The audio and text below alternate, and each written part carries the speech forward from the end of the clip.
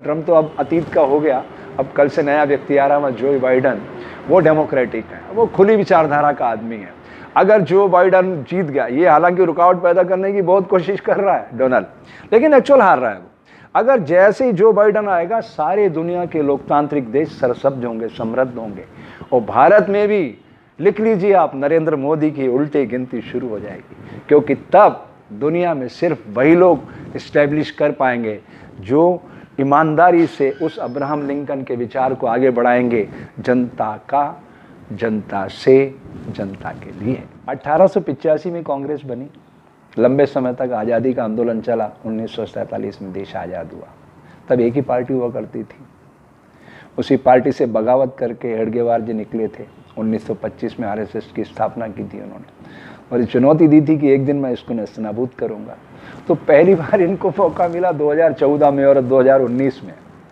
तो ये लोग तो सारे खेल खेलने वाले हैं। जैसे अभी आप देखिए, मुंबई के अंदर अर्नब को वहाँ की पुलिस ने गिरफ्तार किया।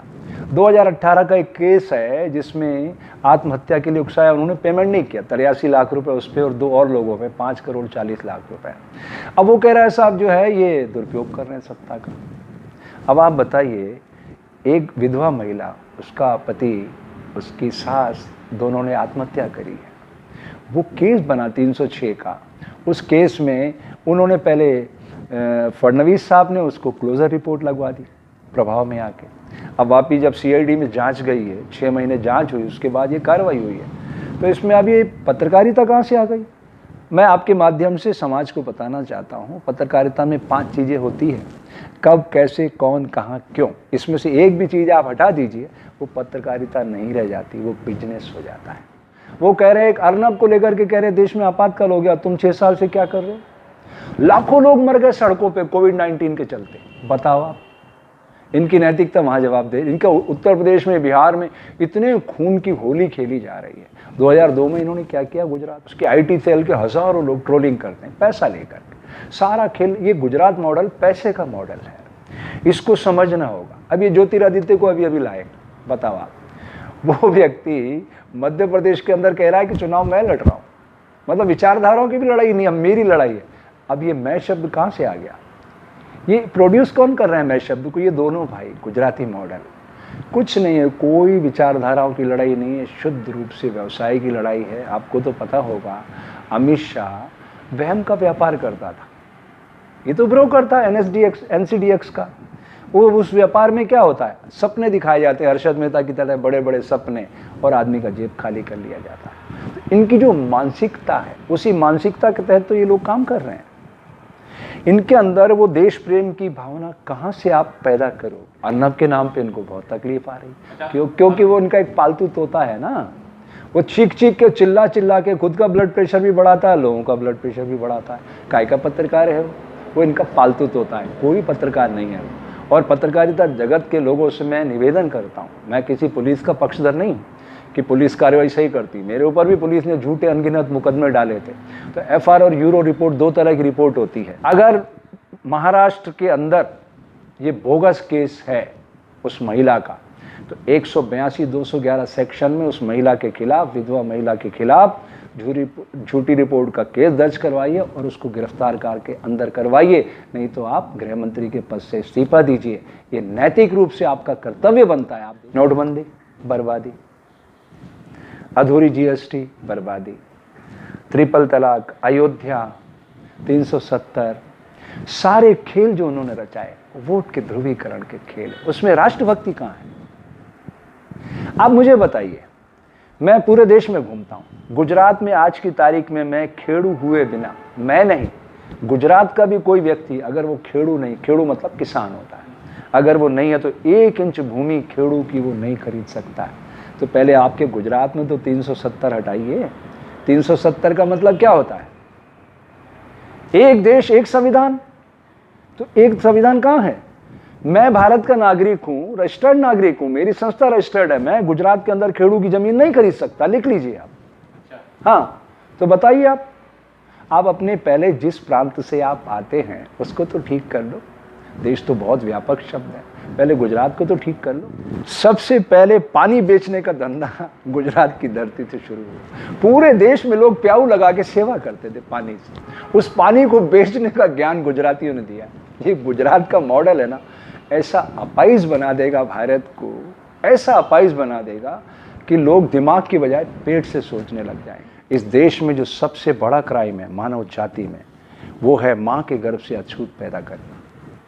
संसार का कोई ऋषि मुनि पीर फकीर ओलिया वैज्ञानिक ऐसा नहीं जो किसी ज्ञान के बल पे श्वास लेते समय एक स्वर का उद्घोष कर सके। एक स्वर। प्रकृति ने सिर्फ दो जातियां बनाई है, male and female, that's all. युग जोड़ता है, तोड़ता नहीं। ये मंदिर मस्जिद गिरजा गुरुद्वारे मानव सभ्यता के लिए बनाए गए थे, लड़ाई झगड़ों के लिए नहीं। इन्होंने क्या किया? इन्हीं को शस्त्र बना के समाज को बांट दिया। और परिणाम क्या हो रहा है? पूरे देश में सामाजिक व्यवस्था छिन्न भिन्न हो रही है। हमारी नेशनल मीडिया क्या नैरेटिव चला रही है? वो कह रहे हैं बेचारे वोटिंग वोटिंग, हमारे कह रहे हैं मोदी मोदी। अरे इनके दिमाग में कूड़ा करकट है, हमारे दिमाग में कूड़ा करकट है। वो कूड़ा करकट दूर करने का मैं सरल स्रोत बता रहा हूँ। शूद्र वैश्य क्षत्रिय ब्राह्मण ये बॉडी का इनर अरेंजमेंट है। अगर ये चीज़ समझ जाएं तो मैं दावे से कहता हूँ दुनिया में आने वाला हर नवजात शिशु विवेकानंद से कम नहीं है, बिल गेट्स से कम नहीं है। हमने क्या कर दिया? उसको उनको बांट दिया। जब तक हम जोड़ेंगे नहीं तब तक योग फलित नहीं होगा, और योग फलित नहीं होगा तो ये आप बाहर के अनुष्ठान कितने ही करते रहो। ये उस जमाना और था जब ये यज्ञ की आहुतियां लगा के लोग को एकाग्र किया जाता था शक्ति को। अब सारी शक्ति तो बिखरी पड़ी है।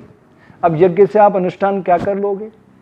आज जरूरत है बच्चों को सही तरीके से शरीर प्राण और विचार के मध्य संतुलन बनाना सिखाना, इसकी जरूरत है। हमारे देश का एक बच्चा 1500 करोड़ रुपए कमा रहा अमेरिका में जाके, सुंदर पिचाई, गूगल का सीईओ बना है ना। वो कैसे बन गया? उसने अपनी सारी शक्ति को एकाग्रचित करके नए नए चीज़ें डेवलप करके दे रहा है गूगल कंपनी को। आज दुनिया की सबसे बड़ी कंपनी कौन सी है? गूगल इंजन कंपनी है।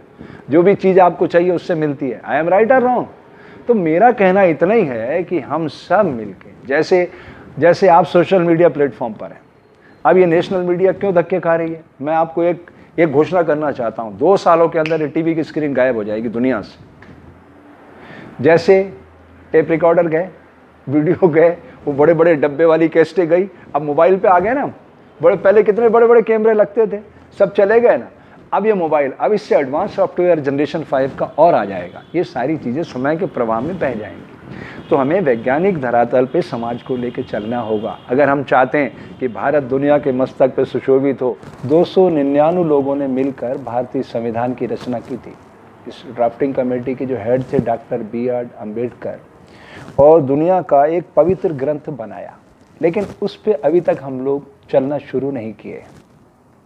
जैसे ईवीएम मशीन है। अब ईवीएम मशीन क्या है? डाटा प्रोग्रामिंग करता है। वो डाटा प्रोग्रामिंग में जो भी सत्ता के केंद्र पे काबिज लोग हैं, चुनाव आयोग के साथ मिलके वो कुछ भी धांधली कर सकते हैं। बहुत आसान काम है।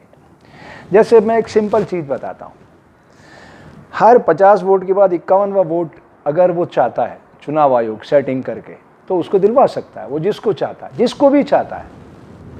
तो ईवीएम से एडवांस स्टेज की मैं बात करना चाहता हूँ। मैं कहता हूँ कि जब नेट बैंकिंग से पैसा ट्रांसफ़र हो सकता है तो मत का दान क्यों नहीं हो सकता? लेकिन उसके लिए पहली शर्त है नोटा को प्रत्याशी का दर्जा देना। अभी तक हमारे ईवीएम में नोटा प्रत्याशी नहीं है।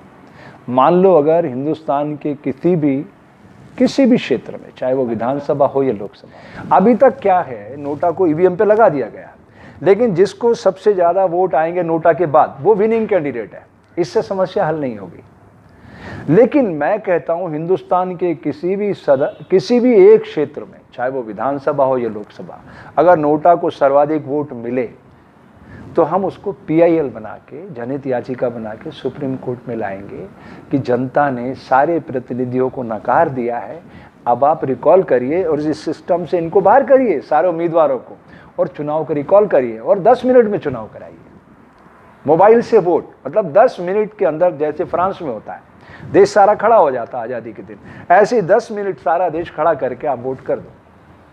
क्यों नहीं हो सकता? जब मोबाइल के जरिए हम सारी दुनिया को मुट्ठी में कैद कर सकते हैं तो वोट क्यों नहीं कर सकते?